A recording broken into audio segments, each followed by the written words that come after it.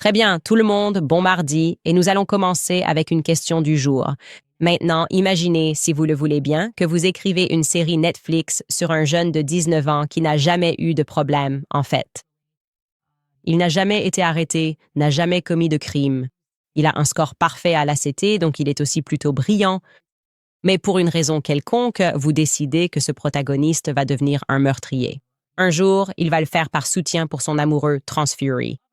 Peut-être que c'est lui le furry et que l'autre gars ne l'est pas, je ne sais pas vraiment. L'essentiel, c'est qu'il va assassiner une personnalité politique en plein jour. Qui? Il faut préciser que cette personnalité politique en particulier n'est pas vraiment connue pour s'opposer farouchement à la communauté LGBTQ. Mais quoi qu'il en soit, c'est ce que cette personne décide de faire, l'assassiner. Mais un après-midi, il escalade le toit d'une université où il n'a jamais étudié.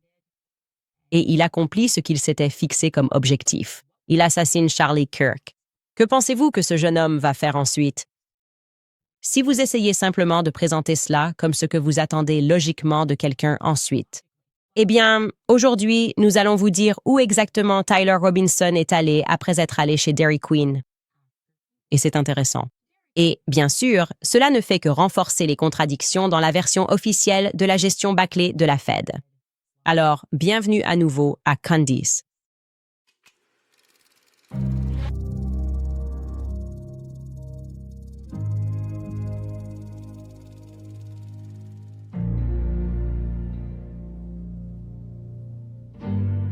Très bien, avant de plonger dans toute cette folie, je veux vous dire que cet épisode vous est présenté par Nimi Skincare. Je choisis avec beaucoup d'attention les marques avec lesquelles je travaille, et Nimi en fait partie, car je l'utilise réellement tous les jours. C'est une routine de soins simple et saine, fabriquée ici même en Amérique, sans arrière-pensée idéologique, sans fioritures, juste des produits efficaces et en accord avec mes valeurs. Vous pouvez donc visiter nimiskincare.com dès aujourd'hui. Bon, passons à la suite. Il s'agirait apparemment de Tyler Robinson. Il aurait agi seul sur un toit et ce serait supposément la première fois qu'il aurait tué un être humain. Donc je pense que la plupart des gens qui réfléchissent à cette situation, on s'attendrait naturellement à un peu d'adrénaline, non? Peut-être même que le fait de réaliser ce qu'il venait de faire pour la toute première fois aurait pu le rendre physiquement malade. On s'attendrait à ce qu'il ait peut-être la nausée, pas vraiment. Qu'il aille tranquillement déjeuner dans un Dairy Queen à proximité et commence à envoyer des textos à son amante, c'est pour ça que j'ai été très surpris d'apprendre ce que Tyler Robinson a fait ensuite. Prêt? Nous pouvons vous confirmer en exclusivité ce que Tyler Robinson a fait. Il a conduit pendant 3 heures depuis Orem, dans l'Utah, jusqu'à Panguitch, dans l'Utah. J'espère que je le prononce correctement. Beaucoup de ces villes ont des noms bizarres. Je crois que c'est Panguitch, Utah. Je vous montre une carte de cette distance. Il faut un peu moins de 3 heures pour y aller. Et qu'est-ce qu'il faisait là-bas? Vous vous demandez sûrement, est-ce qu'il avait rendez-vous avec quelqu'un? Non, il était seul. Et ce que nous pouvons vous dire, c'est que lorsqu'il est arrivé, il s'est arrêté au Cowboys Smokehouse sur North Main Street. Il s'est installé au bar de ce steakhouse et il a commandé encore à manger. Plus précisément, Tyler Robinson a commandé un steak saignant à point avec de la purée de pommes de terre et des légumes. Il y avait 3 serveurs qui travaillaient ce soir-là. Puis, le lendemain, la nouvelle a explosé et les gens ont commencé à partager de façon obsessionnelle, bien sûr, la photo du suspect, Tyler Robinson, qui avait été capturé après 33 heures. Eh bien, l'un des serveurs l'a reconnu comme étant la personne qui était assise au bar la veille au soir. Alors, ils ont décidé de se réunir avec la direction et ont dit « Non, cette personne, Tyler Robinson, il était ici, mangeait un steak, mangeait purée. » La direction « Vous en êtes sûr? Vous en êtes vraiment certain? » Tyler Robinson a répondu « Oui, j'en suis absolument certain. » Eh bien, il n'y a pas de caméra dans ce restaurant. Alors, ce qu'ils ont décidé de faire, c'est de vérifier qu'il était bien dans le bâtiment, non pas en consultant les images de vidéosurveillance extérieure auxquelles ils n'avaient pas accès, mais plutôt en examinant les transactions par carte de crédit. Parce que Tyler Robinson, malgré ce qu'il avait dit à son colocataire sur sa volonté de s'en sortir sans se faire prendre. Vous vous souvenez des messages? Oh, voilà ce qui s'est passé. Je ne veux que personne ne le sache. Assure-toi de supprimer cette lettre qui est sous le clavier, mais prends-en une photo avant de la supprimer. Lis-la, puis détruis-la. Il essaye de s'en sortir avec ce crime. Eh bien, il a utilisé sa carte de crédit. C'est comme ça qu'ils l'ont découvert. Et donc, ce qu'ils ont fait, c'était la bonne chose à faire. Ils ont contacté les fédéraux. Voilà. C'est intéressant parce que j'imagine qu'après 33 heures, quand ils sortent triomphalement en mode « Yeehaw, on l'a eu », j'aurais pensé et appelez-moi fou, je ne sais pas comment ça fonctionne. Je ne suis pas un expert, n'est-ce pas? Nous ne sommes pas des experts, mais j'imagine que la première chose qu'ils feraient, ce serait probablement d'essayer de savoir où il était allé. Et peut-être qu'une façon de faire cela serait de passer en revue ces transactions par carte de crédit. J'imagine que le gouvernement fédéral en avait la capacité. Ils ne l'ont pas fait. À la place, ils ont été contactés plusieurs jours plus tard par ce restaurant. Le serveur a déposé un rapport de manière responsable et a dit « Oui, il était ici. Nous avons le reçu littéral. » Et ils ont expliqué que Tyler Robinson n'était pas très bavard. Il avait l'air absolument bien et normal et il envoyait des messages sur son téléphone. Peut-être que c'est à ce moment-là qu'il envoyait encore des messages à son amante pendant qu'il mangeait un steak. Il avait vraiment faim, c'est ce que je dirais. Mais il restait calme malgré tout. Il n'était pas nerveux, il n'avait pas peur. Il avait juste faim. Ce qui me fascine maintenant, c'est ce qui se passe après. Parce que, encore une fois, je m'attendais à ce que les fédéraux disent « Bon, descendons là-bas. Allons à Panguitch. Commençons à interroger tout le monde. Commençons à vérifier toutes ces caméras autour d'ici pour voir si on les a. » Non. Non, c'est tout ce qu'ils ont fait. Ils étaient en quelque sorte obligés de les rappeler et de demander « OK, que s'est-il passé? » Et puis, c'est tout. La piste est froide. Maintenant, souvenez-vous, je vous ai dit que j'avais parlé avec l'avocat. Ce serait évidemment l'avocat d'Erika, puisqu'elle est considérée comme la victime.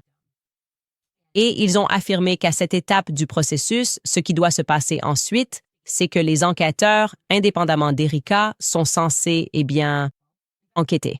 Ils sont censés aller partout pour essayer de recueillir plus d'informations afin de prouver que c'est bien le tireur et qu'il a agi seul. Je m'attendais à ce qu'ils soient allés dans ce restaurant. Je peux vous dire aujourd'hui qu'ils ne l'ont pas fait. Personne n'a envie de venir dans ce restaurant pour parler aux employés, aux gens du quartier et de voir ce qu'ils ont vu et découvrir le comportement de Tyler Robinson. Parce que ce n'est pas ce genre d'enquête, les gars. Affaire classée. Voilà ce qu'il était. Il est descendu et s'est mangé un steak après avoir consommé des produits laitiers. Reine. 3 heures de trajet, c'est long. Je comprends, il a probablement faim. Et je comprends qu'il ait utilisé sa carte de crédit parce que, je ne sais pas, j'imagine qu'il est de la génération Z.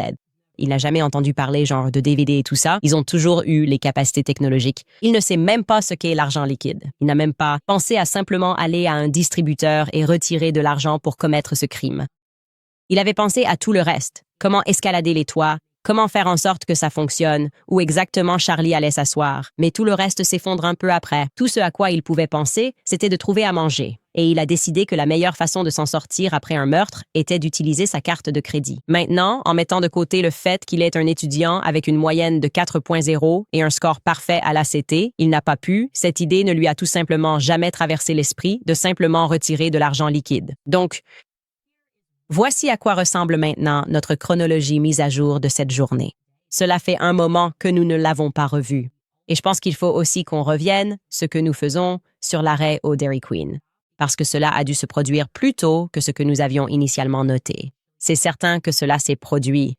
Mais je pense que l'horaire de cet arrêt est incorrect, parce que si nous avons besoin de 3 heures pour aller d'Orem jusqu'à Panguitch, et j'ai confirmé que cela s'est bien passé, encore une fois, il y avait un reçu littéral et le FBI en est informé et en a la preuve en sa possession, alors cela doit forcément être plus tôt, non? Il a donc dû aller un peu plus tôt chez Dairy Queen, ce qui me semble logique, parce que si l'on sait qu'il jetait des vêtements chez Dairy Queen, c'est probablement un peu plus proche de la fusillade et il n'allait pas traîner sur place. Voilà ce que nous avons. Nous avons cette conférence de presse qui a lieu à 17h30. À 17h59, Kash Patel tweet à propos du suspect. Il tweet par erreur que le suspect en garde à vue a été relâché parce que, désolé, ils avaient tweeté à tort qu'ils l'avaient arrêté avant cela. Et il dit « Notre enquête se poursuit après 18 heures. » C'est à ce moment-là que nous estimons que le premier échange entre Tyler et Lance a eu lieu d'après la conversation qu'ils avaient. À 18h38, c'est le moment que nous avons initialement noté. C'est à ce moment-là que la photo a été prise, cette photo a été capturée au Dairy Queen, et je vous tiendrai au courant à ce sujet. Je reviens en arrière et j'essaie d'être plus précis en me demandant s'il faut ajuster cela d'une heure. Peut-être qu'il était en fait 17h38 et que les fuseaux horaires étaient incorrects. Je vous tiendrai au courant à ce sujet. Et maintenant, nous pouvons ajouter 20h45. C'est à peu près l'heure à laquelle Tyler est arrivé à Panguitch, dans l'Utah. Encore une fois, c'est à 3 heures de route d'Orem. Il prend un repas au comptoir du bar, puis il part vers 21h30. Je vous rappelle qu'il va bien. Il est de très bonne humeur, et il semble l'être. Il envoie des messages pendant qu'il mange, il ne parle pas beaucoup au serveur. Donc, quand j'ai parlé aux personnes qui avaient signalé cela, ils soupçonnent, et je pense que c'est un bon soupçon, un bon instinct à suivre, qu'il soit peut-être allé chez sa grand-mère après, car apparemment c'est de là que vient sa grand-mère, et elle habite à proximité. Et si vous vous souvenez, la grand-mère de Tyler Robinson a été l'une des premières personnes à s'exprimer. Et elle a dit, vous vous trompez de personne. Elle a dit, mon petit-fils. Ne tire pas avec des armes à feu. Mon petit-fils n'a pas commis ce meurtre. Et donc, puisque j'apprends qu'elle est d'ici, qu'elle est une locale et que tout le monde la connaît, ils savent qui elle est. J'imagine qu'il est possible que Tyler Robinson soit allé chez sa grand-mère pour la nuit. Encore une fois, nous n'en avons pas la certitude. Je le mentionne parce qu'il s'agit d'une enquête. Et au fait, si vous êtes quelqu'un qui se trouve dans les environs, ou plutôt, si vous tenez un commerce autour du Cowboy Smokehouse, il se peut que vous ayez des images dont vous n'avez même pas conscience. Si vous avez des informations, peut-être que les fédéraux ont appelé dans le coin, je ne sais pas. S'il vous plaît, nous vous invitons à nous envoyer un email à moretipsycandiceowens.com, mais nous pouvons désormais officiellement intégrer cela à notre chronologie. Et cela rend simplement l'histoire des fédéraux encore plus, tout simplement, incroyable. Juste, incroyable, c'est le mot que j'emploierais. Rien de ce qu'ils disent n'a de sens. Nous pouvons également ajouter cela à la liste des choses, des histoires que nous avons révélées. Parce que l'une de mes choses préférées, c'est que, peu importe le nombre d'histoires que nous révélons, peu importe la quantité d'informations que nous fournissons, les détracteurs diront toujours qu'elle n'a présenté aucune preuve. Ils se basent juste sur des ressentis et un rêve dans l'émission Candace. C'est tout. Elle a fait un rêve et maintenant elle accuse tout le monde à l'aveugle. Et donc, j'ai en fait décidé. Pendant notre pause, j'ai eu le temps de préparer une liste, et ce n'est en aucun cas une liste définitive. C'est juste une liste des histoires que nous avons révélées dans cette émission. Alors, c'est parti. Les messages textes de Charlie. Celle-là était assez importante. Elle montrait que, en fait, il abandonnait la cause pro-Israël 48 heures avant d'être assassiné, malgré le fait que tout le monde ait menti à ce sujet. Nous avons présenté la photo de Tyler Robinson au Dairy Queen le jour de l'assassinat. Tyler Robinson, nous vous le disons aujourd'hui, est ensuite allé au Cowboy Smokehouse ce soir-là et probablement, je devrais préciser probablement, a évité les feux de circulation. Nous pouvons également vous dire que Tyler Robinson s'est fait porter pâle au travail le 11. C'est une autre information exclusive que je révèle ici. Il a invoqué une intoxication alimentaire. Il a appelé très tôt le matin du 11 pour prévenir qu'il ne viendrait pas travailler et il avait aussi appelé le 10, disant qu'il devait aider sa grand-mère à déménager des meubles. C'est un élément intéressant que je voudrais à nouveau vous présenter. Encore une fois, il utilise sa grand-mère comme excuse. Je pense que si j'étais le gouvernement fédéral et que j'avais des ressources illimitées, si j'étais le gouvernement de l'État et que je disposais de ressources illimitées grâce aux impôts des citoyens, je me demanderais probablement s'il est allé chez sa grand-mère cette nuit-là. Je dis ça comme ça. Au fait, Tyler travaillait chez Wild Electric à Santa Clara, dans l'Utah. Je n'ai pas révélé cette information. C'était déjà dans les médias, mais il se peut que vous l'ayez manqué. Et oui, c'était son excuse. Il devait aider sa grand-mère. J'ai aussi révélé l'histoire concernant les considérations catholiques de Charlie. Je ne voulais même pas révéler celle-là, mais j'ai dû montrer les preuves parce que les gens devenaient fous à son sujet. Qu'il assistait à la messe, qu'il priait le chapelet, qu'il est mort en portant la médaille de Saint-Michel, qu'il a eu des funérailles catholiques privées, une messe. J'ai aussi révélé l'histoire concernant Terrell Farnsworth. Comportement étrange quelques instants après l'assassinat. J'ai probablement révélé la plus grande histoire de toutes, en fait. C'est la seule raison pour laquelle nous en parlons encore aujourd'hui. C'est la seule raison pour laquelle nous avons compris. La seule raison, la première raison en fait, la raison principale pour laquelle nous avons reconnu que les fédéraux nous mentaient, c'est parce que j'ai révélé l'affaire. Qu'il n'y avait pas de sang dans le dos de Charlie lorsqu'il est tombé, que la balle n'est pas ressortie. Je vous ai donc présenté les photos prises à l'intérieur du SUV de Charlie après son assassinat. J'ai révélé que les fédéraux n'avaient pas mis ce véhicule sous scellé. Nous avons révélé que les fédéraux avaient saisi les caméras à l'intérieur de l'hôpital, que les fédéraux ont empêché le docteur Trotter de retourner dans sa salle d'opération et qu'un appel téléphonique a ensuite été passé à Washington, D.C.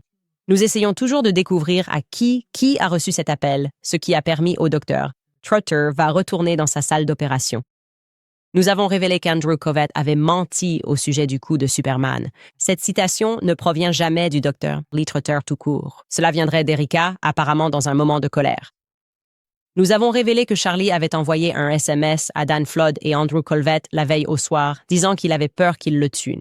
Cela a maintenant été confirmé par Erika, ou du moins cela m'a été confirmé par Erika. Nous avons révélé que Netanyahu avait appelé Charlie pour lui proposer de faire passer Turning Point à un niveau supérieur. Cette histoire est contestée par Erika. C'est un tournant dans le combat Turning Point, d'accord? Je ne sais pas qui croire, mais je dirais que j'ai confirmé cela séparément auprès d'Andrew Covett, avec quelqu'un qui n'avait pas de communication avec Andrew Cole. Donc j'ai tendance à croire que cette offre a bel et bien été faite. Nous avons révélé l'affaire de Fort Huachuca et ce n'est pas terminé. Nous avons présenté le rapport de la police militaire, étayé par des preuves montrant que Mitch disait la vérité sur ce qui s'est passé le 9 septembre. Nous avons révélé l'histoire des avions égyptiens suivant Turning Point Faith. Ce document, nous l'avons toujours pour vous, il arrive bientôt. Nous serons également prouvés avoir eu raison à ce sujet.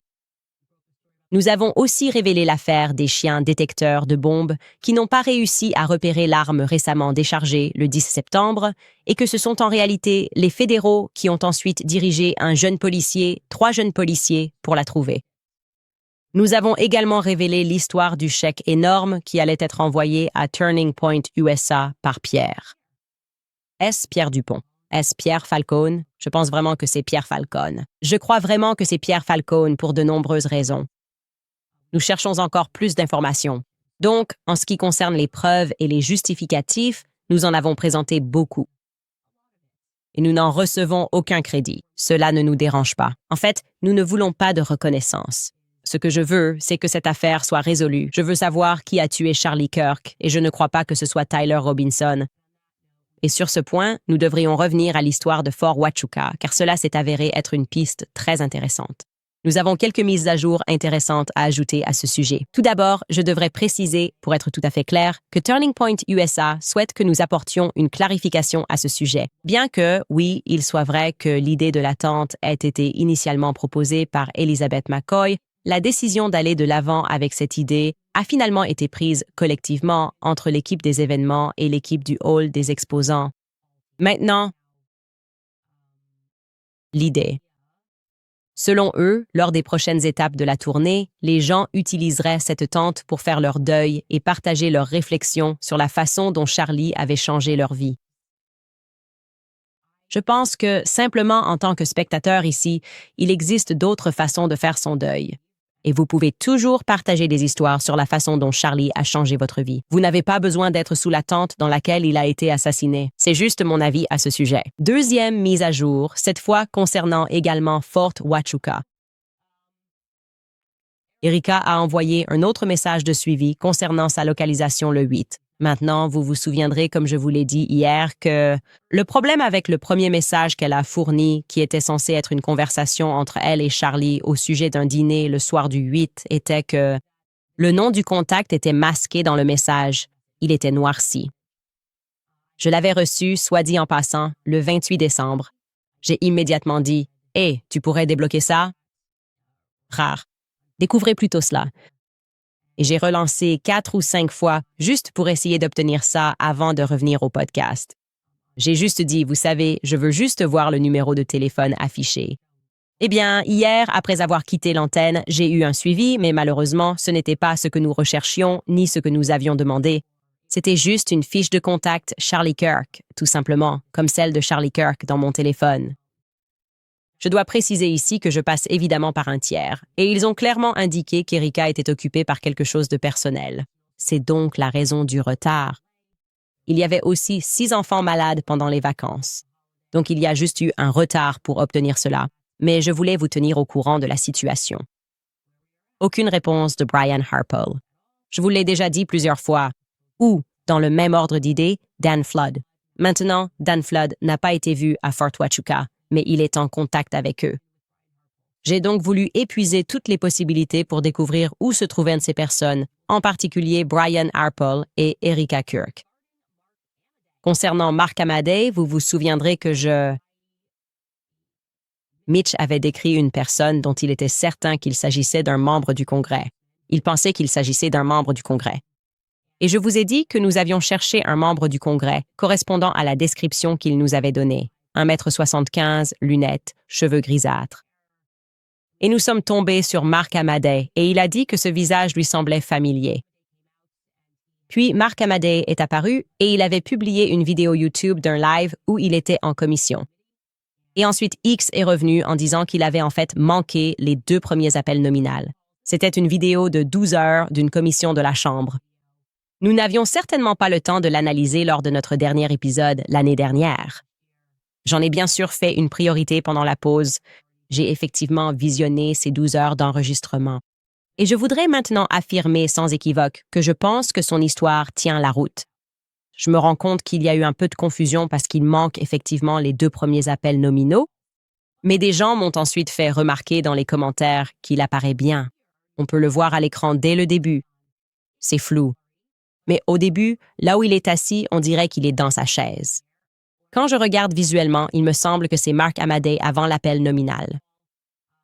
Maintenant, ce n'est certainement pas une preuve définitive. Mais je pense qu'il est en effet très probable que la personne que l'on voit à la caméra soit Mark Amadei au début de l'audition. Et je ne suis pas là pour essayer de faire entrer qui que ce soit dans l'histoire. Je veux vraiment trouver la bonne personne et éliminer les mauvaises personnes. Et pour être clair, comme je l'ai dit, Mitch m'a initialement contacté uniquement au sujet d'Erika Kirk et de Brian Harpole. Brian Harpole étant le plus important, cette réunion pratique qui donnait l'impression que la mission était sur la table. Allons-y, cassez, juste avant une mission. C'est ainsi qu'on me l'a décrit. Maintenant, concernant Mark Amadei, il y a quelqu'un d'autre que je pense que nous devrions examiner, d'accord? Suivons une piste. Si cela ne mène pas là où nous pensons que ça va aller, nous pouvons changer de direction. Et quelque chose d'intéressant est apparu. Maintenant, je vais commencer par redire que je n'ai jamais eu un bon pressentiment à propos de Terrell Barnsworth. D'accord? Pas depuis ce tout premier appel téléphonique que j'ai eu avec lui. En fait, l'appel téléphonique que j'ai eu avec lui, je peux dire que c'est à ce moment précis que je me suis dit, il y a quelque chose qui ne va pas ici. Je vous l'ai dit, il a juste commencé à me mentir. C'était bizarre à répétition. Son énergie était étrange. Je me disais, qu'est-ce qui se passe? Pourquoi tu agis bizarrement? Je t'appelle juste parce que j'essaie d'expliquer au public pourquoi tu as enlevé les caméras. Je suis sûre qu'il y a une raison logique. C'est étrange que tu sois là. Pourquoi là? Et encore une fois, ce n'est pas juste après les faits. Ce n'est pas les premières 48 heures. On est tous nerveux. Charlie Kirk est mort. Ça fait déjà 1 semaine que c'est arrivé. Et je l'ai répété plusieurs fois à mon public. Il y avait quelque chose de louche dans cet appel téléphonique. Dès que j'ai raccroché, j'ai dit à mon équipe, et je me cite, « Cet homme est coupable de quelque chose. » Il est coupable de quelque chose. Il ment sur des choses bizarres. Je ne sais pas comment envoyer un fichier. Que veux-tu dire? Vous dirigez une entreprise audiovisuelle entière. Vous savez comment envoyer un fichier par Internet? Eh bien, j'ai peur que Google me pirate. Quoi? Vous avez peur que Google vous pirate?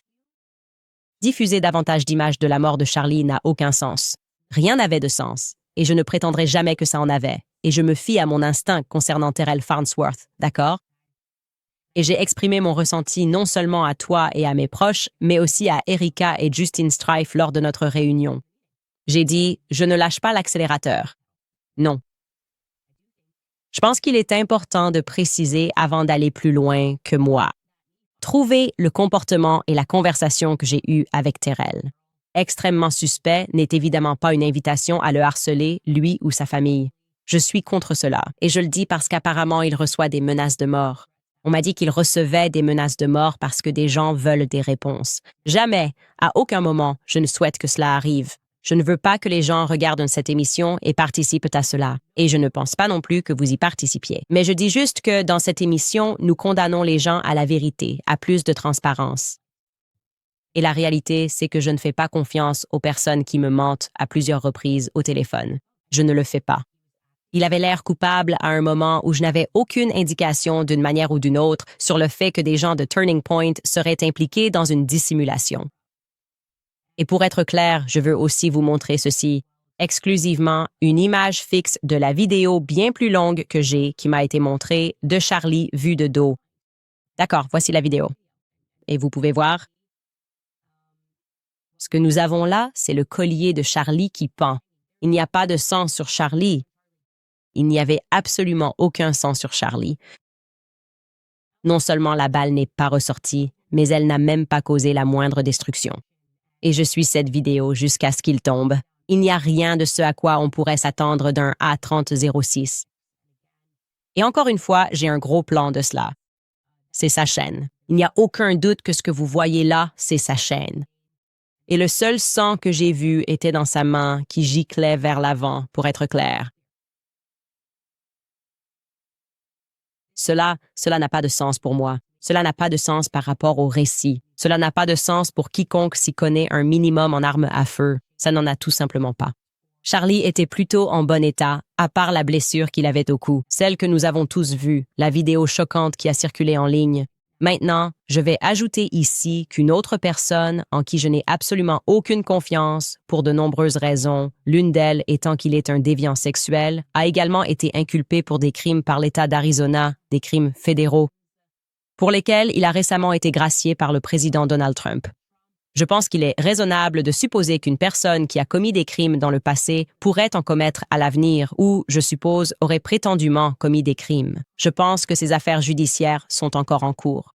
C'est une supposition parfaitement logique qu'une personne impliquée dans de mauvaises actions puisse continuer sur cette voie. Une personne qui semble motivée par l'argent, une personne qui, en fait, était endettée et dont les paiements étaient saisis. À Turning Point USA, qui ensuite cligne des yeux et devient millionnaire en travaillant pour une association caritative, cela peut sembler un peu louche. Je pense que Tyler Boyer, il est logique de conclure qu'il est au mieux un personnage très louche. Je maintiens cette affirmation. J'en suis absolument certain. Maintenant, comme j'étais obsédée par Tyler Boyer, j'ai décidé de demander directement à Erika, lors de notre entretien, comment elle avait rencontré Tyler.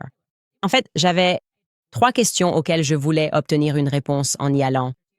C'était en fait ma question numéro 1, parce que je ne connais pas grand-chose à l'histoire de la rencontre entre Tyler et Charlie Kirk. Et maintenant, je regrette désespérément de ne pas me souvenir de ce que Charlie m'avait dit à ce sujet. Comment se sont-ils rencontrés? Et je pensais qu'en posant cette question à Erika, elle pourrait m'apporter beaucoup d'éclaircissements sur qui était Tyler Boyer. À l'époque où il était avec Charlie Kirk, pourquoi? Peut-être même avant qu'il ne soit avec Charlie Kirk, et pourquoi il s'est impliqué avec Charlie Kirk. Et bien sûr, comme nous le savons, Erika connaissait Tyler depuis des années avant qu'elle et Charlie ne commencent à sortir ensemble, n'est-ce pas? Elle et Tyler ont tous les deux été honnêtes à ce sujet, citant notamment le rassemblement présidentiel de Trump en 2015 comme un événement auquel ils ont assisté ensemble, n'est-ce pas? Debout derrière Donald Trump en Arizona lors de son rassemblement de juillet 2015, ce que je devrais également mentionner. Sa mère, Lori Fransby, est en arrière-plan. Donc, tous les 3 se connaissent publiquement depuis au moins juillet 2015. J'ai donc demandé à Erika comment elle l'avait rencontré. Sa réponse a été qu'elle l'avait rencontré lors du rassemblement de 2015 parce qu'ils se tenaient tous les deux derrière Trump. Et je l'ai immédiatement corrigé. J'ai dit « ce n'est pas possible ». Ce n'est pas possible parce que Tyler a déjà parlé du fait qu'il te connaissait lors de ce que nous appelons le rassemblement funéraire. Je ne sais même pas si c'était vraiment ça comme un rassemblement politique funéraire. Tyler est monté sur scène et il a dit au public qu'Erika l'avait appelé pour lui demander comment elle pouvait s'impliquer et qu'il avait alors décidé de la placer derrière Donald Trump. Voici Tyler faisant cette déclaration dans ses propres mots lors de la commémoration de Charlie Kirk. À son mariage, j'ai raconté l'histoire où j'ai convaincu Charlie de déménager en Arizona. Il était un garçon de Chicago très attaché à sa ville. Je devais briser ça.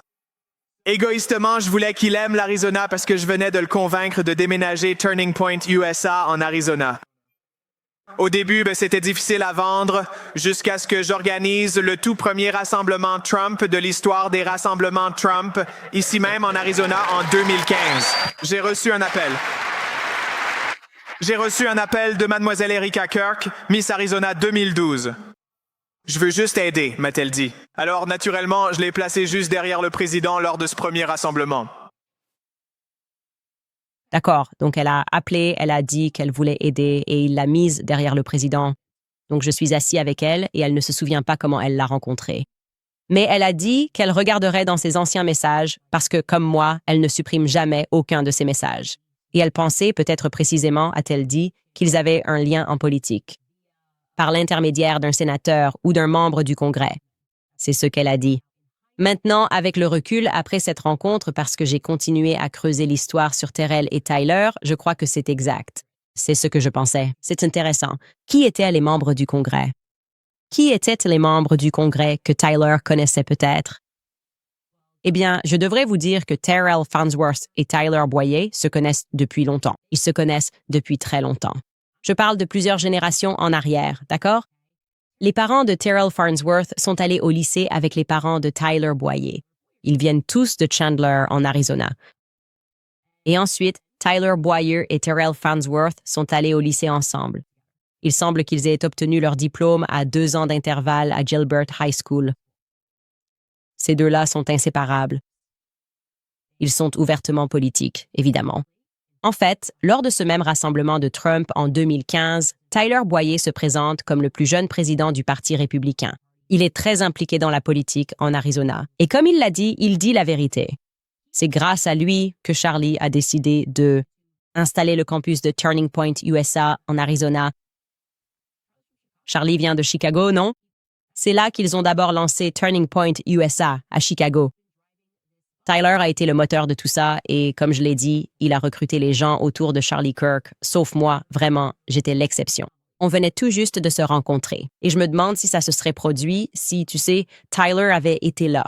Bref, ce qu'il faut retenir ici, c'est que Tyler Boyer connaissait très bien Terrell, évidemment, sur le plan familial, et il était très proche de la famille de Terrell, en particulier de ses oncles et de ses cousins.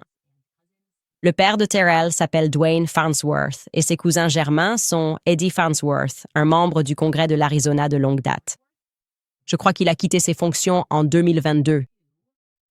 Et aussi, le frère d'Eddie, c'est David Farnsworth. Donc, pour récapituler, il y a le sénateur David Farnsworth. Il est toujours en fonction. Vous avez Eddie Farnsworth, qui était le président de la commission judiciaire de la Chambre des représentants de l'État. Et ces deux hommes sont frères et cousins germains de Dwayne Farnsworth, qui est le père de Terrell. Et ils sont extrêmement proches de Tyler. En fait, Eddie a déjà été poursuivi en justice par le passé avec Tyler. Ils sont du même côté. Ils sont poursuivis ensemble. Vous pouvez revenir en arrière et vérifier tout cela. Il connaît cette famille depuis très longtemps. Quoi qu'il en soit, en 2014, le sénateur David Farnsworth a présenté la mère d'Erika à l'Assemblée de la Chambre avec des préoccupations concernant les impulsions électromagnétiques, EMP. Les impulsions électromagnétiques. À l'époque, David Farnsworth était en fait le parrain du projet de loi, un projet qui impliquait la présentation de Lori, qui était alors la PDG de G-Tech Industries. Et Eddie Farnsworth est également mentionné comme ayant voté sur ce projet de loi en particulier. Ils ont réussi à le faire adopter. Donc ces trois personnes se connaissaient, vous savez, Eddie, Lori et Dave. Et vous pouvez le voir ici, en haut. Lorsque vous regardez les membres présents, il est écrit « E ». Farnsworth, M. Il s'agit d'Eddie Farnsworth. Et si vous faites défiler vers le bas, vous verrez ici qui parraine ce projet de loi. Il s'agit de David Farnsworth. Il est également indiqué qu'il s'est inquiété il y a peu de temps d'un éventuel événement EMP et qu'il a reçu le soutien du député Trent Franks. Et il nous indique ensuite qu'il a présenté Larry Ginta, Chuck Lee et Lori Fransvy, la PDG de G-Tech Industries. Larry Ginta d'ailleurs, ou Gwinta, je ne sais pas si je le prononce correctement, est le beau-père d'Erika. Donc, ils se connaissent. Les Farnsworth, les Boyer et les Fransvy se connaissent au moins depuis 2014 officiellement. Nous pourrions continuer à chercher et remonter dans le temps, Mais il est très probable, évidemment, étant donné la proximité de Tyler Boyer avec ses hommes, qu'ils se connaissaient tous, en remontant jusqu'en 2014. Je pense que c'est probablement même plus tôt, pour être honnête. J'ai une indication que c'était en réalité plus tôt, mais ça, c'est ce qui est écrit officiellement. Alors, restons-en aux faits. Quoi qu'il en soit, Eddie Farnsworth est un personnage intéressant, car l'année précédente, en 2013, Eddie Farnsworth était, comme je l'ai dit, le président de la commission judiciaire de la Chambre. Et il a provoqué un certain remue-ménage dans l'État. Parce que, pour une raison inconnue, il a bloqué une audience sur un projet de loi visant à prévenir la traite sexuelle des enfants. Et il était la mauvaise personne pour faire cela, car il avait déjà fait la une des journaux des années auparavant parce que son neveu, Albert Farnsworth, avait violé une fillette de 13 ans. D'accord maintenant à propos de ce projet de loi sur la traite sexuelle des enfants qu'il n'a pas soumis au vote à l'Assemblée. Et il bénéficiait du soutien des démocrates et des républicains. Parce que c'est un problème dans cet État. La traite sexuelle des enfants est un problème dans l'État d'Arizona parce que la frontière se trouve là, et ils essayaient de faire quelque chose à ce sujet pour que ce soit moins facile, pour que les gens ne puissent pas aussi facilement faire du trafic d'enfants. Je crois que cela concernait spécifiquement les âges de 15 et 16 ans. Et je veux dire que jamais dans ma vie politique, je n'ai travaillé sur une seule histoire où un thème de traite sexuelle d'enfants est apparu. Jamais. Je n'ai jamais vu ça de ma vie. D'accord. Que ce soit les propriétaires des avions, souvenez-vous de l'avion 888, ils dirigent une association caritative contre la traite sexuelle des enfants. Aussi, sur leur photo de profil, ils portent un T-shirt d'une autre association contre la traite sexuelle des enfants, Opération Underground. Et vous vous souviendrez qu'après l'assassinat, Phil Lyman parlait à l'homme qui dirigeait auparavant. J'ai un trou de mémoire sur son nom, Tim Ballard. C'est son nom, Tim Ballard. Il dirigeait Opération Underground parce qu'il avait reçu des dons et du soutien de Glenn Beck pour Opération Underground. Il était impliqué là-dedans, je m'en souviens, parce que j'ai interviewé Tim Ballard à propos d'Opération Underground, la base de Fort Huachuca qui est revenue de façon aléatoire à cause de Mitch en général. Ils sont aussi impliqués dans un réseau de pornographie infantile. C'est une histoire vraie. Cela a été un problème à la base de Huachuca. Et je vous montre cet article de CBS News. Nous. L'armée n'a pas vu les signaux d'alarme concernant un dirigeant civil qui dirigeait un réseau de pédopornographie et mettait en danger les États-Unis. Sécurité. Cette personne s'appelait David Rodsham. Il était un commandant civil de haut rang. Aux États-Unis, base aérienne en Afghanistan. Et vous pouvez continuer et vous pouvez le constater. Il est indiqué qu'après avoir quitté son poste, il est retourné à Fort Huachuca, qui est une importante base militaire en Arizona, blablabla. Bla, bla. Il y a aussi la base de Fort Huachuca, qui a été impliquée dans un scandale lié au trafic sexuel d'enfants, là où Turning Point USA a installé sa base, où ils ont en fait décidé d'implanter le campus, si l'on peut dire. Turning Point USA, juste à l'extérieur, littéralement de l'autre côté, il y a un endroit appelé Arizona Mills, qui est considéré comme l'endroit numéro 1 pour le trafic sexuel d'enfants, juste de l'autre côté de la rue. Je veux être très clair ici. Je dis que je ne fais aucun lien à ce sujet. Je ne suggère pas que Turning Point USA trafique des enfants. Je veux juste être très clair. Je dis simplement que partout où je regarde dans cette histoire, des thèmes de trafic sexuel d'enfants apparaissent. D'accord? Bref, je me demande à propos d'Eddie Farnsworth si c'est possible.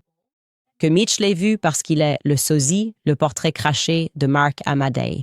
Quand j'ai vu ça, je me suis dit « Wow, un double! » Cet homme ressemble à Mark Amadei. Je l'ai juste envoyé à Mitch et il a dit « Oui, cet homme me semble très familier. » Encore une fois, ce ne sont pas les personnes à propos desquelles il m'a contacté, mais j'aimerais savoir s'il pourrait y avoir un lien. J'aimerais voir si c'est possible parce que la famille Farnsworth a aussi de profonds liens militaires. Je ne sais vraiment pas. Je ne fais aucune accusation ici. Personnellement, je trouve qu'il ressemble beaucoup à Mark Amadei. Et pour finir, c'est assez intéressant en reliant un dernier point. Ici, des politiciens de l'Arizona se sont rendus à la base de Davis Monthan pour leur sommet annuel des commandants, où des leaders communautaires de l'Arizona rencontrent des militaires. C'est vraiment tout près. C'est à environ, Marc, qu'est-ce que c'est, 40 minutes de Fort Huachuca? C'est un peu plus d'une heure au nord, à Tucson. D'accord, à Tucson. Ils se sont rendus ici pour leur sommet annuel des commandants le 9 septembre. C'est arrivé. Vous pouvez le voir en consultant le site web de la base aérienne Davis-Monthan. C'est écrit dessus. Ils ont lancé leur sommet des commandants de l'Arizona le 9 septembre, ce qui offre une occasion aux commandants militaires et aux leaders communautaires de l'Arizona de discuter des sujets ayant un impact sur les installations militaires. Encore une fois, cela pourrait évidemment n'être qu'une coïncidence. Mais c'est intéressant, cela leur donnerait une excuse pour être dans cette région. Et donc j'aimerais en savoir plus parce que la famille Farnsworth revient trop souvent. La femme de Terrell Farnsworth, d'ailleurs, ce sont des gens sur Internet qui ont découvert ça. Et je vais trouver le nom. Je ne veux pas me tromper sur ce nom. Je vais bien donner ce nom. Enfin, je veux dire, je ne veux pas me tromper. Son beau-père est Thomas Burt, qui dirigeait Duncan Aviation. Le FBO, je vous l'ai dit, qui a loué les voitures pour les fédéraux. En fait, il a dirigé Duncan Aviation en tant que vice-président exécutif et directeur des opérations pendant 22 ans. Il a effectivement pris sa retraite. Il a pris sa retraite en 2019. Il y a tout simplement beaucoup de liens ici qui, à mon avis, devraient être davantage explorés concernant la famille Farnsworth et la famille Boyer. Et je veux le dire ici parce que, comme je l'ai dit, quelque chose m'a dérangé quand j'ai parlé à Terrell. Et je n'arrive pas à me défaire de ce sentiment. Il y a quelque chose là. Je pense que Terrell en sait plus. Oui, c'est l'impression que j'ai eue quand j'ai raccroché. Bref, on va faire une petite pause ici et on va laisser la parole à nos sponsors. Bon, les amis, Nimi Skincare est l'une des seules marques de soins de la peau que j'ai utilisées de façon constante. C'est ce que j'utilise, c'est en quoi j'ai confiance. Et c'est autour de ça que j'ai construit ma routine. Chaque mois de janvier, il y a cette pression de se réinventer, de nouvelles règles, de nouvelles routines. Je pense que la nouvelle année devrait consister à mieux prendre soin de ce que l'on a déjà, sans compromettre qui l'on est ou ce en quoi l'on croit. On me demande tout le temps ce que j'utilise pour ma peau, surtout pendant les mois d'hiver, et honnêtement, je fais très simple. Je ne fais pas constamment des expériences ni ne cours après les tendances. J'utilise Nimi, comme vous le savez, et je ne me complique pas la vie. Ce que j'apprécie le plus chez Nimi Skincare, c'est que c'est propre, simple et fabriqué ici même en Amérique. Il n'y a donc pas de bagage idéologique. Il n'y a pas de fioritures, juste des produits efficaces et en accord avec mes valeurs. Si vous voulez en savoir plus, vous pouvez aller sur Nimi Skincare. C'est nimuskincaru.com. Et si vous décidez de l'essayer, mon code est CANDICE10 pour bénéficier de 10% de réduction sur votre première commande. C'est ça, nimusskincare.com. Je voulais aussi vous parler du dosage, car le foie est l'un des organes les plus sous-estimés du corps. Il accomplit plus de 500 fonctions chaque jour, filtre les éléments indésirables, soutient la digestion, aide à l'énergie, mais on n'y pense jamais jusqu'à ce que quelque chose ne fonctionne plus. Et si on le soutenait réellement avant que les problèmes ne commencent? Dose est une boutique bien-être puissante et tout en un qui aide à soutenir la santé intestinale, l'immunité et l'énergie. Et tout ce qui compte vraiment quand on n'a pas le temps de ralentir. Et soyons honnêtes, quand on a une famille nombreuse et occupée comme la mienne, ralentir n'est pas toujours une option. Ça me prend littéralement 5 secondes le matin et je ressens la différence toute la journée. Leur produit phare est Dose for Your Liver, qui a été formulé pour nettoyer votre foie des éléments indésirables, aider la digestion et maintenir le filtre de votre corps. Les résultats cliniques de Dose ont montré une diminution des niveaux d'enzymes hépatiques de 50% chez la plupart de leurs participants. Un shot de Dose for Your Liver équivaut à 17 shots de jus de curcuma. Alors, si vous êtes prêt à offrir à votre foie le soutien qu'il mérite, rendez-vous sur dosedaily.co/Candice ou entrez le code Candice et vous bénéficierez de 35% de réduction sur votre premier abonnement. Votre corps fait tellement pour vous, alors faisons quelque chose pour lui. C'est donc dosedaily.co/Candice pour 35% de réduction sur votre premier mois d'abonnement. Je vous rappelle aussi PDS Debt, car que vous ayez des difficultés avec des cartes de crédit, des prêts personnels ou des factures médicales, PDS Debt propose des solutions personnalisées pour vous aider à sortir de l'endettement. Ils vont au-delà des chiffres pour comprendre votre situation financière unique et élaborer un plan personnalisé conçu spécialement pour vous. Aucun score de crédit minimum n'est requis. Ils sont là pour vous aider à économiser, à rembourser vos dettes plus rapidement et à mettre l'argent là où il doit être dans votre poche. PDS Debt est noté A+ par le Better Business Bureau avec des milliers d'avis 5 étoiles sur Google. Et il détient une note de 5 étoiles sur Trustpilot. Pourquoi? Parce que PDS a aidé des centaines de milliers de personnes à sortir de l'endettement. Chaque mois d'attente vous coûtera plus en intérêts et en frais. Le meilleur moment pour commencer, c'était probablement hier. Le deuxième meilleur moment, c'est maintenant. Alors n'attendez pas un mois de plus. Reprenez le contrôle en 30 secondes. Obtenez votre évaluation personnalisée gratuite et la meilleure option pour vous en visitant pdsdept.com. Candice en biseau. Encore une fois, il s'agit de pdsdept.com, alias Candice. pdsdept.com. Candice en biseau. Très bien, les gars. Hier, nous n'avons donc pas vraiment révélé l'information. On répondait, je suppose? Nous étions très perplexes. Normalement, nous donnons ce spectacle à 16 heures, heure de l'Est, et il semblait que le Daily Wire teasait quelque chose sur mes chaînes qu'ils ont réactivées, puis ils ont publié des choses sur mes anciens comptes Instagram. Et je suppose que c'était censé être une façon astucieuse de, je ne sais pas. En fait, je n'ai aucune idée de ce qu'ils avaient en tête. Mais ça leur a attiré un peu d'attention. Et puis, nous avons pu très rapidement déterminer, parce que la boîte à suggestions est tout simplement impitoyable, que ce qui se préparait, c'est que le Daily Wire faisait passer des castings pour une émission conçue spécifiquement pour se moquer de moi. Et aussi de Tucker Carlson. Bon, en général, je dirais que le Daily Wire est dans une impasse de casting en essayant de trouver le nouveau Brett Cooper, probablement depuis bien plus d'1 an maintenant. Ce n'est pas facile de trouver un talent brut comme ça. Et je pense que vraiment, ils ont trouvé quelqu'un qu'ils pensent pouvoir fonctionner. Sauf que, au lieu d'être pétillante et gentille, l'idée c'est qu'elle sera un peu maniaque, exagérée. Et bien sûr, un peu garce et méchante, non? Parce que si vous faites attention, c'est un peu la nouvelle tendance sioniste. Un peu ce genre-là, et on vous a montré des extraits dans l'émission, du style « Tu ne peux pas t'asseoir avec nous. Nous, on est cool. Genre, t'es fauché si t'aimes pas ce qu'on fait. Et on est sexy. Et toi, tu ne l'es pas. » Tu vois, comme le sommet de Hampton. Et ils sont là à parler de tout l'argent qu'ils ont. Encore une brillante manœuvre de relations publiques de la part d'un pays qui massacre des enfants innocents. Genre, tu ne peux pas t'asseoir avec nous. Il ne leur vient jamais à l'esprit que, en fait, c'est juste qu'on n'a pas envie de s'asseoir avec eux. C'est un peu tout le but de ce qu'on fait. Bref, avant Maddie, apparemment, ils ont essayé d'autres personnes pour ce rôle. Ils avaient envisagé monter une émission qui se moquerait de moi et de Tucker Carlson. Ils ont envisagé 3 autres personnes. Ils ont même pensé à faire une émission combinée avec la personne qui jouait l'huissier dans Judged de Matt Walsh. Et ça n'a finalement pas fonctionné. C'est alors que Maddie a été prise en charge et ils ont décidé, parce qu'on allait vraiment en vouloir à Candice. Nous allons lui demander de nommer l'émission dans la zone interdite. Ha, l'obtenir. Candice dit « Nous ne savons pas, mais nous savons ». Ben est sur scène et déclare que cette expression est débile. Et maintenant, on va simplement donner vie à cette émission et lui donner une sorte d'ambiance Nickelodeon façon iCarly. Mais c'est le Daily Wire, sauf qu'ils n'ont plus de département jeunesse, mais ça ressemble un peu à Nickelodeon, mais c'est... iCarly rencontre la politique, ce qui est un peu bizarre. Et l'idée, c'est qu'on va prendre des extraits de Candace hors contexte pour que ça paraisse étrange. Et je vais vous montrer ça. Je vais vous montrer, comme ça vous pourrez voir.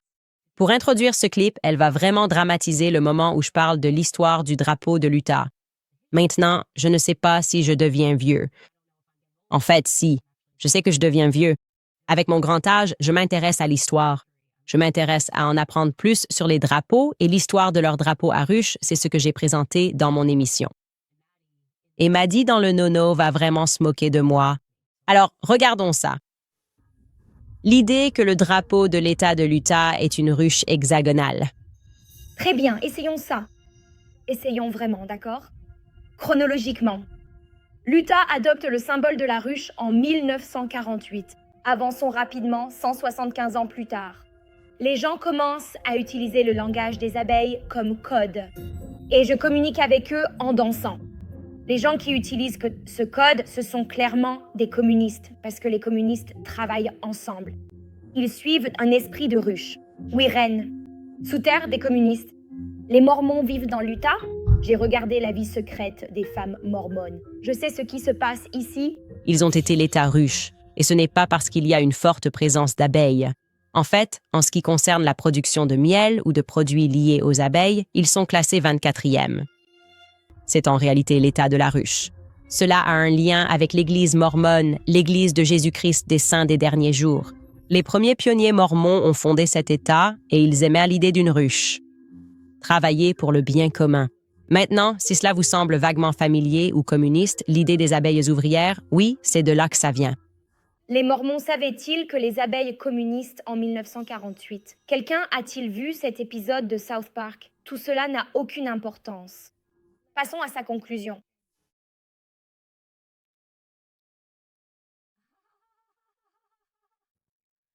C'est vraiment bien. C'est vraiment bien. C'est vraiment mignon. C'est tellement drôle. C'est très original. Vraiment, je dirais qu'elle est rusée comme un renard. En plus, explique-lui pourquoi on utilise cette comparaison en particulier. Mais je peux dire que les faits concernant le symbolisme animal et l'histoire, ce n'est clairement pas son truc. Donc, j'imagine que l'idée, c'est que Candace parle du drapeau de l'État et qu'elle utilise ça comme preuve que Charlie a été assassiné ou quelque chose comme ça. Et c'est intéressant.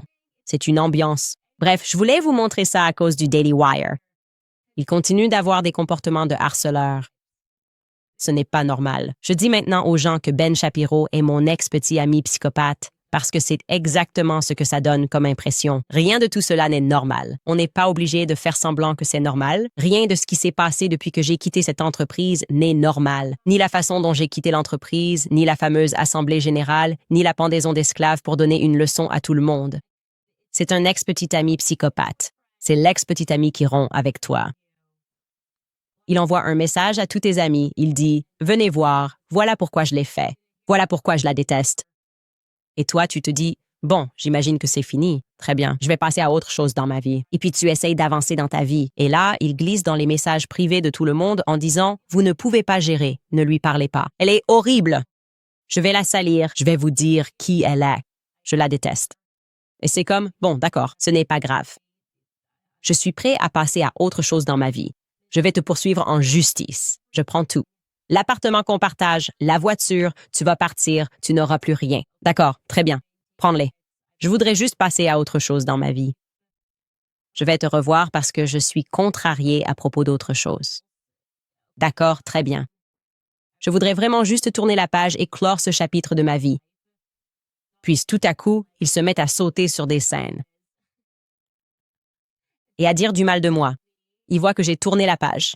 Je me dis, OK, je fais mon propre spectacle ici. Tu ne sais pas. Non, mais tu sais pourquoi ça t'importe. Ça va? Ça va? Tu peux passer à autre chose?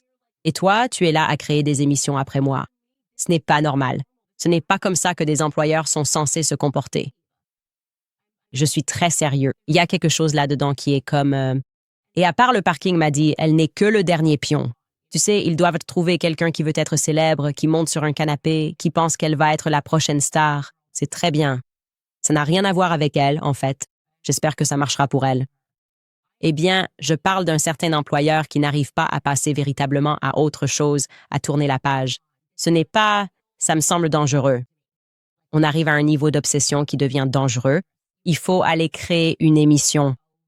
Quelque chose d'intéressant et captivant que les gens ont envie de regarder. Ce n'est pas basé sur quelqu'un que tu as viré parce que tu ne voulais plus d'elle.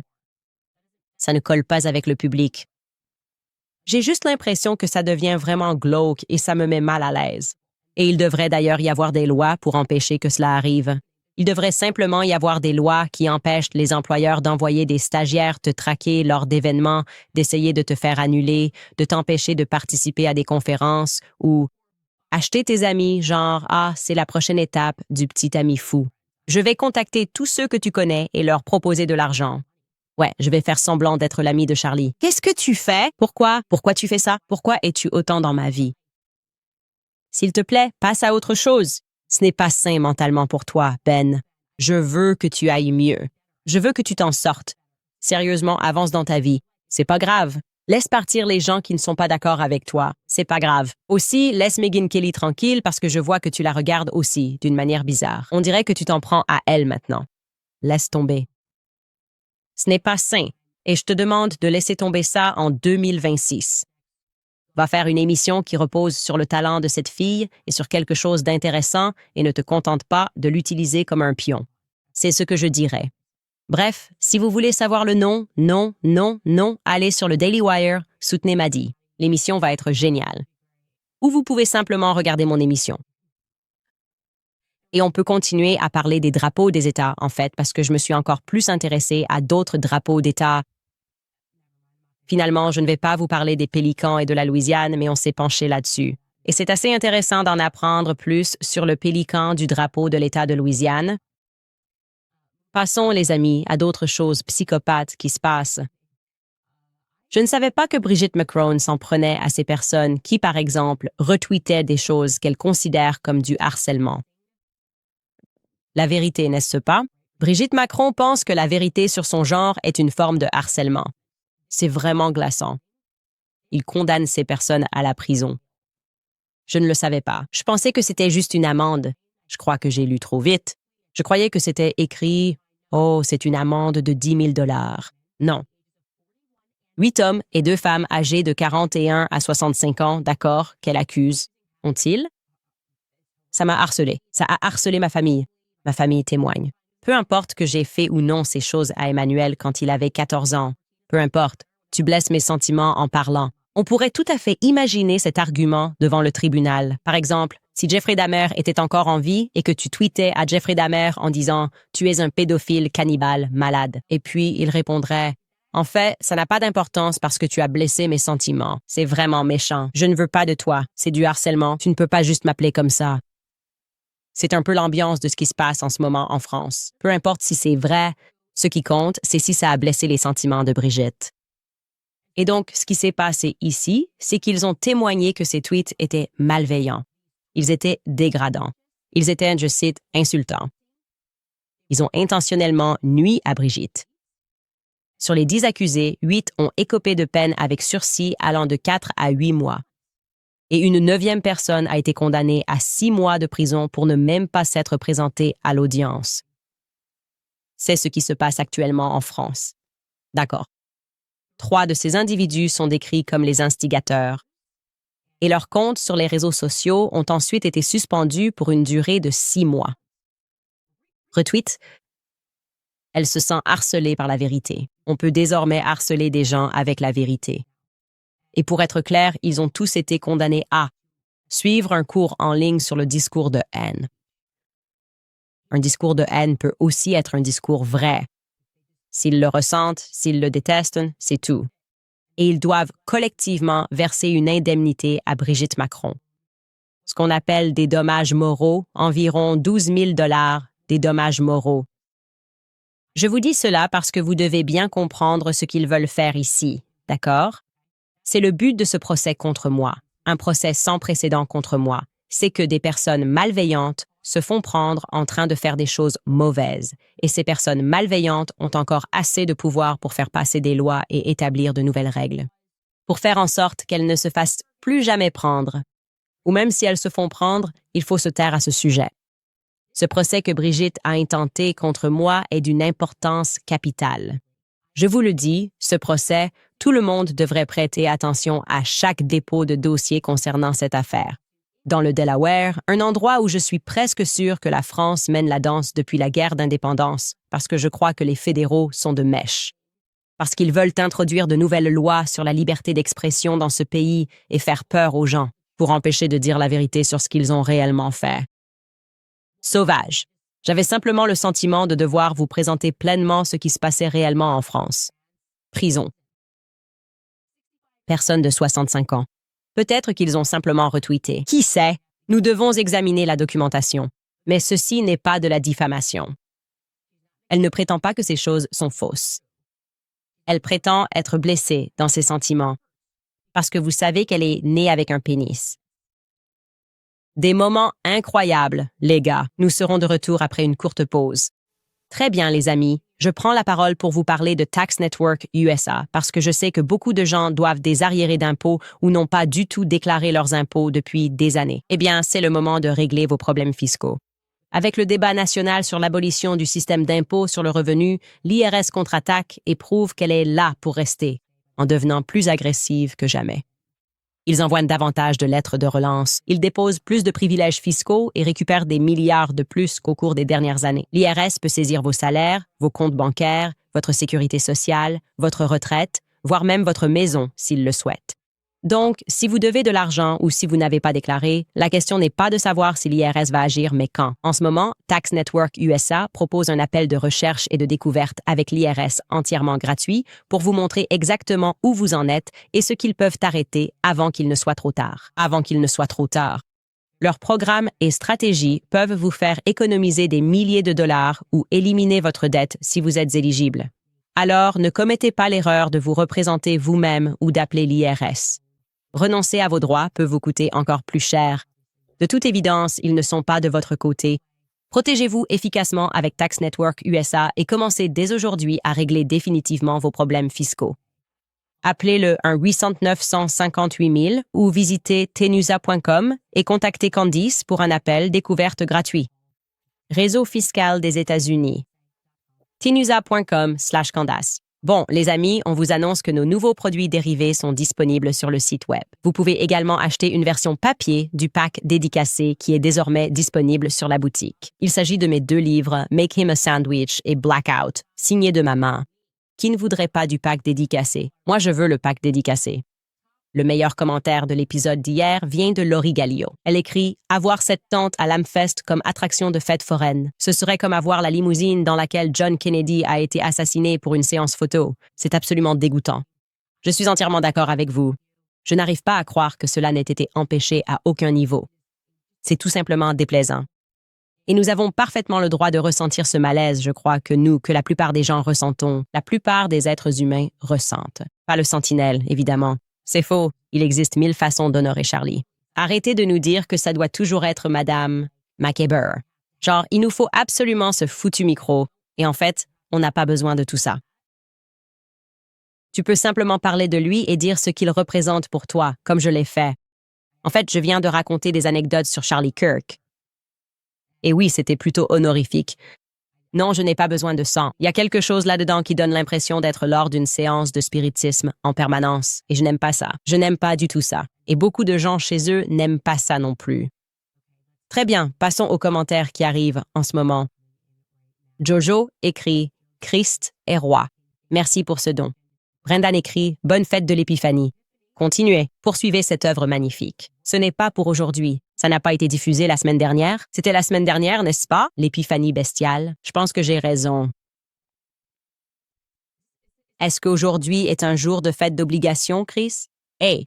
Non, ce n'est absolument pas un jour de fête aujourd'hui. D'accord. Tu m'as eu. Brendan, tu m'as eu? Je ne savais. Angelina écrit « Nous sommes de retour ». La réponse était que ce n'est pas un jour de fête d'obligation si vous ne saviez pas. Candice, je t'adore. Mes enfants te regardent aussi avec moi. Ma fille de 28 mois applaudit quand elle te voit à la télévision. Merci d'être notre voix. Tu es souvent dans mes prières. Prends soin de toi. Le Christ est roi. Merci beaucoup. C'est un commentaire tellement adorable. Emily Sullivan écrit « Continue de creuser, Candice. Je prie pour que votre plateforme continue de se développer. J'ai le sentiment que le Seigneur m'a mis à cœur de vous dire que tout ce que vous révélez a pour but d'ouvrir les yeux et d'amener les gens à Christ. Utilise-le pour le royaume. » Bien sûr, absolument. Et je dois dire que ça a été vraiment très dur. Je me sens mieux cette année, évidemment, que l'année dernière. Mais c'est exactement ça. Tim Dillon, sketch humoristique noir où l'on se demande simplement « Que se passe-t-il » Le monde a-t-il toujours été comme ça? D'accord, c'est le cas. Et je pense que beaucoup de gens veulent tes réponses, comme « Quelle est la prochaine étape ?» Et je ne sais pas. Je n'ai pas d'autre réponse que de nous engager envers la vérité. Sans s'excuser, nous devons élever la voix. Ils veulent que nous devenions plus silencieux. Nous devons les exposer. C'est ce que fait Brigitte. C'est comme « On va te ruiner. On va te tuer. On fera tout ce qu'il faut pour te faire taire. » Et ils veulent que nous ayons peur. Et je pense que nous devons juste continuer à dire « Tu sais quoi, la vérité compte et la vérité suffit. » Et c'est pourquoi je dis toujours « Si tu te demandes ce que tu peux faire, je crois vraiment que la fréquence de la vérité frappe plus fort. » Et répéter la vérité, dire la vérité et ne pas avoir peur, ça en fait partie. C'est en partie grâce à cela que nous avons pu jusqu'à présent révéler autant de choses. Je pense que c'est exact. Drewcas écrit, ou Drewcase écrit, vous avez mentionné avoir Baron sur votre production. Podcast, quand cela produire, vos 2 idées réunies, exploser Internet, vous êtes tous 2 proches. Que Dieu vous bénisse et restez concentrés. Oui, je l'ai contacté et nous allons faire en sorte que cela se réalise. Quand? Je ne sais pas. Ce sera probablement un vendredi. D'ailleurs, en parlant de ça, vendredi, nous allons faire parce que je me suis dit, pourquoi faire un club de lecture le mardi puis le vendredi? Faisons simplement une session extra longue vendredi puisque nous n'aurons pas d'épisode. Donc, à la place, nous ferons notre club de lecture vendredi pendant 2 heures alors que nous terminerons le livre Sigmund Freud et la tradition mystique juive. Vous pouvez donc vous inscrire à tout moment au club de lecture sur candiceowens.com. Drew, j'espère avoir répondu à ta question. Ai-je réellement répondu à votre question? Oui, le baron Coleman. Nous sommes donc en discussion et j'espère que cela se concrétisera un autre vendredi. Humble Beginnings écrit « Je sais qu'ils vous ont terrorisé, mais je ne laisserai pas Ben Shapiro s'installer dans votre tête. Continuez d'avancer. Nous sommes en train de construire, n'est-ce pas? Ce n'est pas une question de gagner ou de perdre, ce n'est pas le sujet ici. Il faut juste que ça s'arrête. Je ne peux pas vous l'expliquer. Ça devient... Il y a quelque chose là-dedans qui commence à me sembler dangereux. C'est comme s'il y avait une obsession ici. Il y a une obsession envers moi qui est en train de se produire. Et j'aimerais que ça s'arrête, c'est tout. Il ne s'agit pas de savoir si j'ai tourné la page. J'ai dit « D'accord, tu ne peux pas traîner avec moi. D'accord, vous ne pouvez pas parler ici. D'accord, tu ne peux pas. Peu importe, je vais le faire. D'accord, cool. Bravo, je vais prendre ça. OK, super. Je voudrais simplement passer à autre chose dans ma vie. Je voudrais que vous me laissiez tranquille. Il y a quelque chose là-dedans qui donne l'impression d'être parasitaire. Et je demande que ça cesse. Je le fais vraiment. Et j'espère que cela suffira. J'espère que le fait de dire que ça fait 2 ans, d'accord? Il faut tourner la page d'une relation passée en moins de 2 ans, pour ta propre santé mentale avant tout le reste. Je veux juste que ça s'arrête. Et peut-être que ça ne s'arrêtera pas. Mais je pense vraiment que les employeurs qui font ça ne devraient pas être tolérés. D'un point de vue légal, cela ne devrait pas être acceptable. On devrait simplement pouvoir être licencié, c'est ce que je dirais. Jamie Polucci écrit, et je veux aussi ajouter, juste avant de répondre à cette dernière chose, je veux aussi ajouter cela. Vous ne savez même pas 3% de ce que j'ai traversé avec eux. Parce que j'ai essayé d'être irréprochable. J'ai essayé de gérer la situation du mieux possible. Et comme je l'ai dit, mon point de vue a toujours été « nous sommes chrétiens ». Et donc, nous devons ne pas être dans la réciprocité. Nous ne pouvons pas être malveillants. Je veux dire, vous voyez, nous avons limité nos discussions sur le Daily Wire dans cette émission. Et je fais des séries sur Kamala et Brigitte Macron. Et sur des sujets qui m'intéressent, des choses qui m'intéressent vraiment en me concentrant sur ce que je veux construire. Et cela ne se passe pas là-bas. Je ne comprends pas pourquoi cela ne peut pas aussi se passer là-bas. Si tu trouves que mes idées sont nulles, tu sais, investis dans tes propres idées. Pourquoi ton idée, c'est moi? Pourquoi ton idée, c'est de me détruire? Je ne comprends tout simplement pas. Je ne comprends vraiment pas. Et j'aimerais que ça s'arrête. On verra ce qui va se passer. Jamie Powell Lucci écrit, en se penchant sur l'entreprise de la mère d'Erika, AZ Tech et E3 Tech, qui ont des contrats avec le département de la Défense pour le renforcement contre les EMP et les tests effectués à Fort Huachuca. Oui, je pense que c'est exact. Et d'ailleurs, comme je l'ai dit, je ne pense pas qu'Erika ait jamais nié cela. Elle dit, devant la caméra, qu'elle a déménagé en Arizona parce que sa mère a obtenu des contrats de défense. Sa mère travaillait défense. Donc elle a été très transparente à ce sujet. Et ce qui serait intéressant à savoir, c'est si les Farnsworth ont obtenu ces contrats pour elle à l'origine, lorsqu'ils ont déménagé, genre au début des années 2000. Et je suis sûre que cela finira par ressortir à un moment donné. Freethinker écrit « Maddie dans le nono, c'est un gros nom pour moi, la famille. Sérieusement, c'était quoi ça? Quelle honte. J'ai tellement honte pour elle, c'est terrible. Que Dieu te bénisse et te protège pour toujours, Candace. Et la dernière chose que je veux dire en tant que mère, c'est « Enlève tes pieds du canapé, Maddie. Sérieusement, j'en ai marre que les gens pensent qu'ils peuvent juste sauter sur un canapé et y mettre leurs pieds. C'est vraiment ce qui m'a le plus dérangé dans tout ça. Non, il ne faut pas se tenir debout sur un canapé. Non, tu n'as pas le droit de faire ça. Ma grand-mère, mon grand-père disaient « Ça, c'est interdit. » Donc, Maddie, c'est là-dessus qu'on va te laisser pour aujourd'hui. Ce qui est interdit, c'est de se tenir debout sur les meubles. Ne fais pas ça. On se retrouve demain, les amis.